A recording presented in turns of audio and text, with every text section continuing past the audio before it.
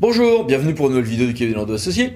Peut-on faire payer aux seuls non-résidents l'accès à une manifestation sur la voie publique? Et avec quelle discrimination tarifaire, avec quelle segmentation géographique et pour combien de temps?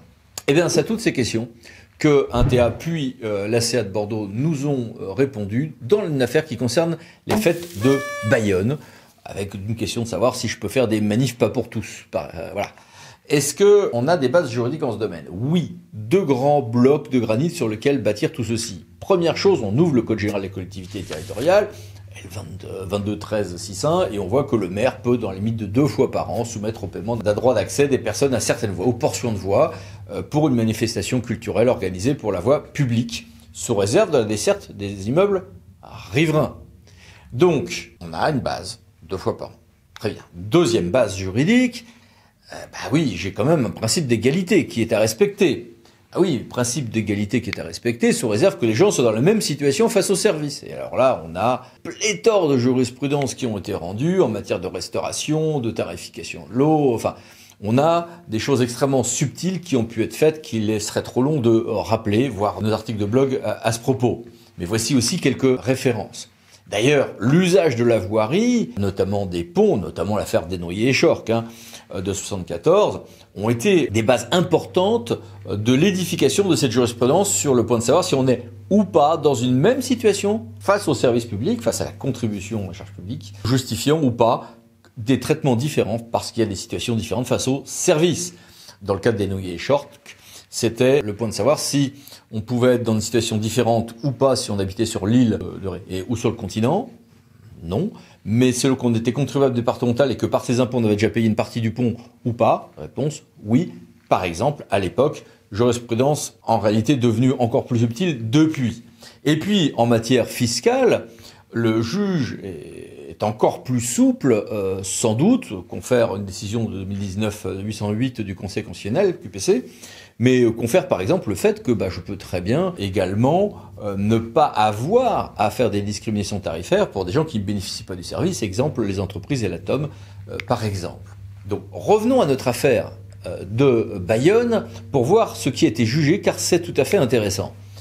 En 2018, le maire dit on va rendre l'accès aux fêtes de Bayonne payant pour les non-résidents par un arrêté du 25 mai. Et une délibération du 7 juin 2018 fixe un tarif à 8 €, le tarif du droit d'accès, prévoit des tarifs différents pour les plus ou moins de 16 ans et autorise le maire à signer des conventions de mandat. Très bien. Le tribunal administratif censure une partie de l'arrêté du 25 mai, une petite partie sur les conventions de la délibération, mais sauve de l'annulation l'essentiel du dispositif en estimant que c'est tout à fait légal de faire discrimination parce que les gens ne sont pas dans la même situation face au service. Bien. Zoomons maintenant sur l'ACA de Bordeaux qui, le 7 février 2023, confirme ce jugement du TA de Pau et la possibilité de ce périmètre. Il y a 6 points à retenir ensemble. 1. Oui, on est bien dans l'application de ce régime du CGCT et je ne suis pas obligé de le faire seulement pour les quartiers dotés d'un patrimoine historique ou culturel. J'ai une certaine souplesse. Bien. 2. Je vais faire un contrôle, moi, juge administratif, de proportionnalité sur le périmètre. Et en l'occurrence, ça passe, 15% de la population concernée, 1,6% de la superficie, c'est pas disproportionnel, nous dit la juridiction. 3. De même qu'il n'y a pas de disproportion sur la durée retenue de 3 jours. Bien, les 2 premiers jours étaient gratuits. 4. Peut-être un brin plus discutable. Je pouvais faire une gratuité pour les moins de 16 ans et un tarif payant pour les 16 à 18 ans, parce que à partir de 16 ans, on a plus de ressources propres, la possibilité d'y aller sans les parents, et comme c'est un tarif modique, ok, c'est bon. Bien. 5. Ce droit d'accès peut servir à financer l'entretien, l'aménagement, la mise à disposition des participants en fête de Bayonne d'un certain nombre de choses, mais aussi la vidéosurveillance qui va avec, l'assurance des points d'entrée, etc., qui excède les besoins normaux de la sécurité financée par les impôts locaux, ce qui n'est pas très surprenant, mais c'est intéressant à voir. Et 6.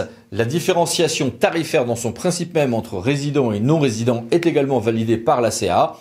Alors, elle ne l'est pas de manière très développée pour des raisons qui tiennent à ce que semble avoir été la présentation des moyens d'appel par le requérant, mais n'entrons pas dans ces détails.